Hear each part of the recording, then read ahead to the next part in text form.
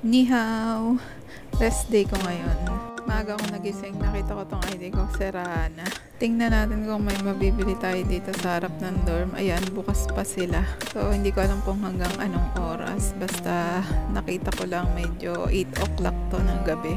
So, may nakita tayo. Ayan, bili tayo ng isa. 100 NT. And then, may nakita ako nag-message sa akin, hello ate, na-inspired po ako sa mga videos nyo at natanggap na po ako sa Asikaw Shung. Nag-aasikaso lang po ako ng papeles. Tanong ko lang po anong mapapayo nyo sa mga first time mag-abroad po. Okay po ba sa Kaohsiung? Napapaisip po ako, if worth it ba ang buhay sa Taiwan? Well, unang-una, congrats sa'yo kasi natanggap ka na. And then, marami ng mga bago dito sa Asikaw Shung. So, ang may papayo ko lang sa'yo, maging humble ka lang pagdating mo dito sa Taiwan. So, empty cup lagi. Makinig muna sa mga magtuturo sa'yo. Pakikisama. Pag marunong ka kasing makisama, magiging maayos ang lahat. At kung worth it dito sa Taiwan magtrabaho, yes, worth it dito, guys.